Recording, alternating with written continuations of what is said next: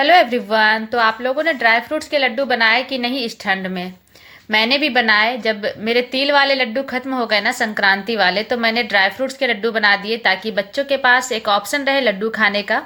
तो चलिए पूरी रेसिपी मैं बताती हूँ कि मैंने कैसे बनाए थे। बहुत ही सिंपल तरीके से मैंने बनाए थे। इसमें मैंने शुगर का यूज नहीं किया है, थोड़ा सा गुड़ डाला है और मैंने इसको डेट्स जो खजूर होते हैं ना उसके साथ बनाया है। तो मैंने क्या क्या चीज़ लिए थे, तो यहाँ पर मैं गोंद भून रही हूँ। तो मेरे पास जो इडेबल गम होते हैं ना वो रखे हुए थे, तो मुझे उसको यूज भी करना था और लड्डू भी बनाना था। तो मैंने सोचा कि चलो इसी लड्डू में डाल करके ही बना दूंगी। तो ये गोंद के प्रॉपर लड्डू नहीं है क्योंकि इसमें मैंने ड्राई फ्रूट्स भी डाले हैं। तो यहाँ पर मैं पहले तो गोंद भून लूँगी। तो गोंद भूनना भी बहुत आसान है। जब आप थोड़ा सा कढ़ाई में घी डाल दो और उसमें थोड़ा थोड़ा सा गोंद जो आता है मार्केट में मिल जाता है किसी भी शॉप में, तो छोटे छोटे पीसेस में रहते हैं, उसको आप जब घी में डालोगे तो वो अच्छे से फूल जाते हैं। तो आप देख सकते हैं कि जब जैसे ही आप इसको भूनने लगोगे ना तो ये एकदम जैसे पॉपकॉर्न नहीं फूलते हैं उस तरह से ये फूल जाते हैं।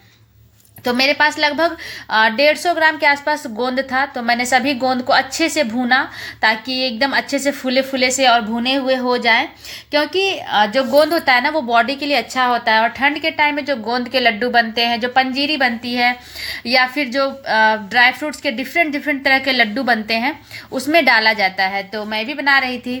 तो पहले तो मैंने गोंद भून लिया, उसके बाद लगभग 200 ग्राम मैंने कैस्यू भूने थे। इसमें मैं आलमंड यूज नहीं कर रही थी क्योंकि मेरे बच्चों को आलमंड बिल्कुल पसंद नहीं आता है, तो मैं उसको नहीं डाल रही थी, सिर्फ उसको स्किप कर रही थी मैं। बाकी जो भी चीज़ मेरे पास था तो मैंने ऑलमोस्ट सभी चीज़ डाला था। उसके बाद यहाँ पर मैंने डाले थे मखाने। तो मखाने मेरे पास रखे हुए थे, तो जो घी थोड़ा सा बचा हुआ था कैस्यू भूनने के बाद उसी में डाल करके मैं मखानों को भून दूंगी। तो बहुत ही मतलब जितने आप ड्राई फ्रूट्स बनाने भूनने में जितना टाइम लगता है बस उतना ही आपका इसमें टाइम जाता है। बाकी बनता वो तुरंत है, लड्डू जो है तुरंत ही तैयार हो जाता है। तो यहाँ पर मैंने थोड़ा सा जो नारियल आता है ना, जो डेसिक्नेटेड नारियल रहता है, तो ये मेरे पास मार्केट वाला ही था, तो मैंने इसको भी भून लिया। तो आपको कभी भी ड्राई फ्रूट्स फ्राई करो ना तो सामने में खड़े होकर के ही फ्राई करना, नहीं तो जलने का डर रहता है। बट यहाँ पर मैंने अच्छे से निकाल लिया। उसके बाद कढ़ाई में थोड़ा सा पोस्तो सीड्स डाला है, लगभग 2 चम्मच। उसको भी मैं ग्राइंड करके निकाल लूँगी, सॉरी ग्राइंड करके नहीं, गर्म करके मतलब थोड़ा सा रोस्ट करके मैं निकाल लूँगी।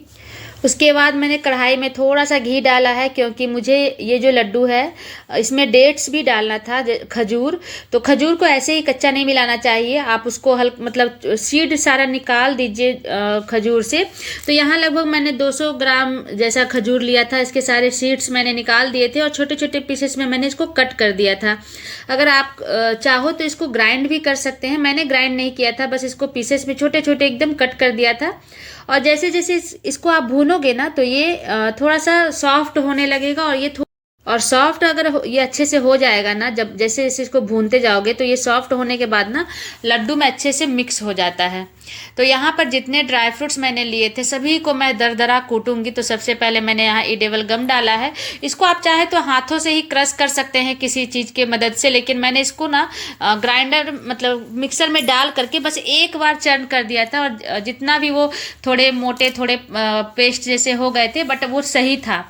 तो आपको भी इसको इसी सारे ड्राई फ्रूट्स को इसी तरह मोटे मोटे मतलब हल्का सा दरदरा जैसा ही ग्राइंड कर लेना है, एकदम पाउडर फॉर्म में नहीं बनाना है, जिसके कारण जो ड्राई फ्रूट्स होते हैं ना थोड़े से मुंह में थोड़े नट्स आते हैं, मुंह में जब लड्डू खाओ तो अच्छा लगता है।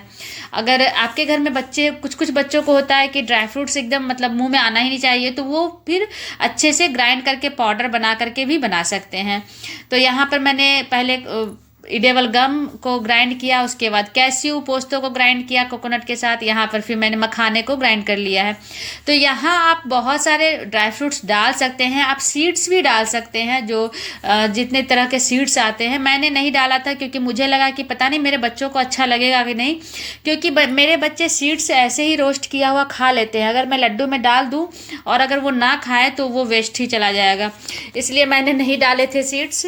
और यहाँ पर मैंने जो मैं खजूर भून रही थी तो उस खजूर को भी मतलब मैं चेक कर रही थी, तो ये अच्छे से हो गए थे। तो मैंने इसको निकाला कढ़ाई से, उसके बाद इसको भी मैं इसमें मिला दूंगी।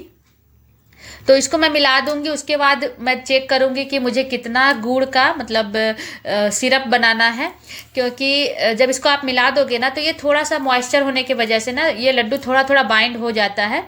तो इस हिसाब से ही आप जो गुड़ का सिरप है जो मतलब उसमें जो बाइंडिंग के लिए आएगा यूज, वो बनाना चाहिए। तो बहुत लोग क्या करते हैं कि डेट्स ही थोड़ा क्वांटिटी ज़्यादा करके और उसको ग्राइंड करके भून करके सिर्फ डेट से ही बाइंड कर देते हैं। लेकिन मैंने सोचा कि पता नहीं उस तरह से अगर बनाओ तो अगर मीठा कम हुआ तो बच्चे मेरे ना खाएंगे, इसलिए मैंने फिर थोड़ा सा गुड़, लगभग 150 ग्राम के आसपास गुड़ को मैंने पिघलाया। बस पिघलाया है 2 चम्मच पानी डाल करके, और इसको मतलब कोई भी चाशनी नहीं बनाई है, बस गुड़ को मैंने पिघलाया और इसमें मिला दिया है। उसके बाद इसको अब मैं बाइंड करूँगी और बना करके देखूँगी कि ये लड्डू तैयार होता है कि नहीं। लेकिन मेरा मतलब ये लड्डू रेडी हो गया था। तो अभी मैंने इसको गुड़ के सिरप के साथ अच्छे से मिला दिए हैं सारे पाउडर को, और इसी में डेट्स भी है, और अगर आप चाहो तो किशमिश भी डाल सकते हैं, मैंने नहीं डाला था। यहाँ मैंने 2-3 चम्मच और घी डाले हैं थोड़ा गर्म करके, ताकि ये अच्छे से मतलब मिक्स होने में आसान हो जाए और बाइंडिंग में भी दिक्कत ना हो।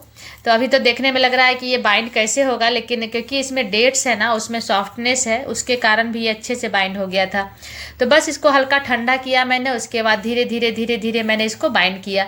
हल्का गर्म रहता है तब बाइंड करना आसान हो जाता है, ज़्यादा ठंडा नहीं करना चाहिए। ज़्यादा ठंडा करने की वजह से ये बाइंड नहीं हो पाएगा, कभी कभी नहीं होता है। तो हल्का हल्का गर्म में ही मैंने इसको फिर फटाफट बाइंड किया है, और एकदम टेस्टी सा ड्राई फ्रूट्स का मैंने लड्डू तैयार किया था। ये आप ठंड में खाओ, समर सीजन में खाओ, जब भी खा सकते हैं। बच्चों के लिए अच्छा होता है, सभी के लिए अच्छा होता है। बच्चे अगर ड्राई फ्रूट्स ऐसे नहीं खाते हैं तो उनको आप इस फॉर्म में दे सकते हैं लड्डू बना करके। बच्चों के बॉक्स में, स्कूल बॉक्स में भी आप डाल सकते हैं, लंच बॉक्स में, ताकि बच्चे को मतलब होता है ना अंदर से ही मजबूती रहे ड्राई फ्रूट्स के लड्डू खा करके। और बस ये रेसिपी आप लोगों को कैसी लगी है बताइएगा। और क्योंकि लड्डू तो हम लोगों ने खाया, बहुत ही अमेजिंग बना था, बहुत ही टेस्टी बना था।